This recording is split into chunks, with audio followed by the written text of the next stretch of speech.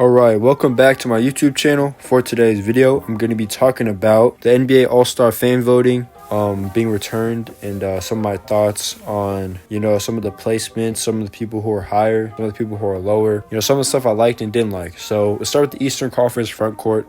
Some of the stuff I liked. One thing I did like, actually there's two things I really liked. One thing is that the top three players in the front court in voting are the top three front court players in the East. So that's one thing that I'm happy to see. And then two, that Jarrett Allen is as high as he is because, man, he does deserve to be an all-star consideration this year. He's been having a really good season. The Cavs have been really good this season. But some of my issues, LaMarcus Aldridge shouldn't be here. Damontas Sabonis should probably be here. Then again, who's going to be voting for Damontas Sabonis, right? No one's going to want Damontas Sabonis in all-star game besides, NBA staff and coaches and stuff, That's usually how it gets in. Moving on, we got the Eastern Conference guards. Now, some of the things I liked, DeMar DeRozan being number one, well-deserved. Man has been phenomenal this year. He's been an MVP candidate. The Bulls are the first seed in the East, last I remember. What else can I say? He's been really good, averaging 27 points per game. Has been the best player on the Bulls. Yeah, then the other thing I liked is that Darius Garland and Fred VanVleet are here because those are two guys who should definitely be an all-star consideration and are two really good players this year. Darius Garland has made a jump, and he's definitely just been all-star caliber for sure. But there's some of the stuff I didn't like.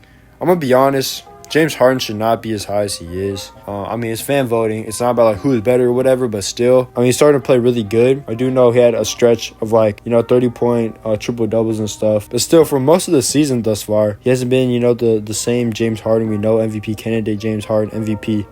Or NBA All-Star starter James Harden. I think Trae Young or Zach LaVine are two guys who I would want starters over James Harden.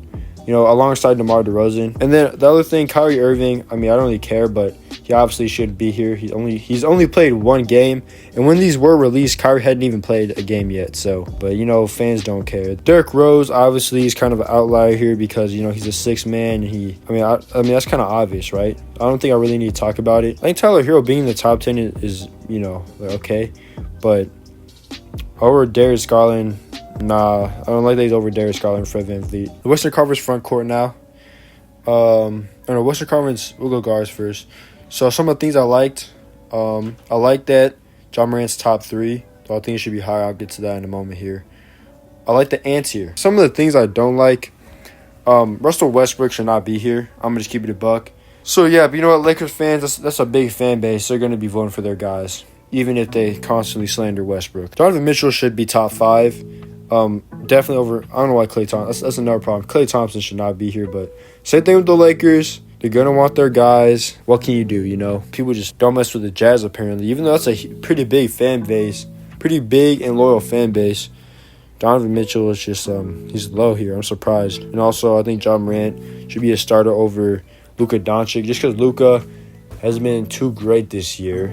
By his standards. Looking at, what MOrant's been doing, man, has been phenomenal. The Grizzlies have been really good.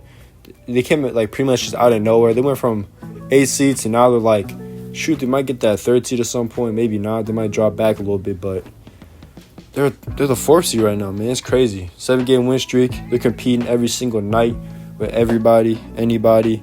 Ja's looking like an MVP candidate. But for the front court,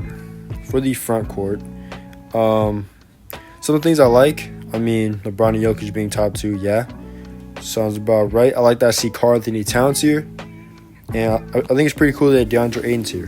But some of the stuff I don't like, Carmelo Anthony being here over Rudy Gobert and DeAndre Ayton is disappointing, to say the least. But then again, same thing like I said before with the Lakers fans, man.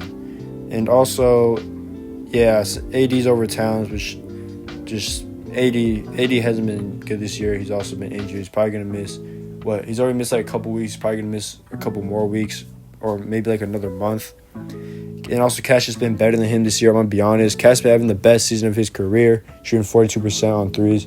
He's been a top 3 center in the league. And speaking of which, with his three-pointers, he's been attempting 6 threes a game, shooting 42%, which is insane for a big man, that's really good. And then, obviously, man, Andrew Wiggins. Nearly 1 million votes. Really, guys? This is who you guys are voting to be a starter. Andrew Wiggins, Andrew Wiggins.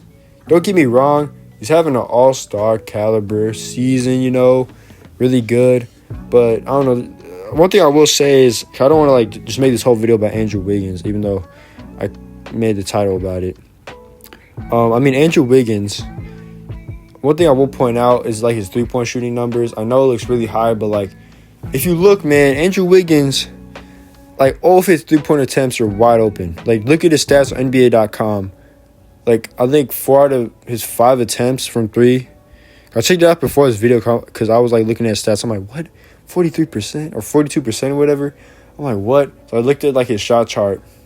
Yeah, he's only shooting like pretty much all of his 3-pointers are catch and shoot wide open threes, which is still really good. It's still really good shooting that, you know, high of a percentage. But I'm just saying, man. I mean, as a shot creator, I don't think he's improving much. I mean, statistically, I don't know. I haven't really looked into it. I'm just saying, but he has been really good for the Warriors. I'm happy that this man is succeeding. I'm no Andrew Wiggins hater, but man, I'm nearly 1 million votes. Like, dude's nearly a starter. That's crazy.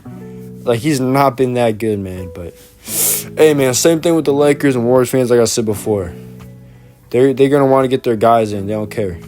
They're going to vote for their guys. They're a big fan base. And maybe like an injury replacement all-star, but Ingram isn't even here.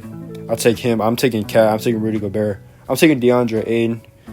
But I don't know. To each their own. You know, you guys let me know in the comments down below. Do you think Andrew Wiggins is an NBA all-star this season? Let me know why. And I'll catch you guys in the next one.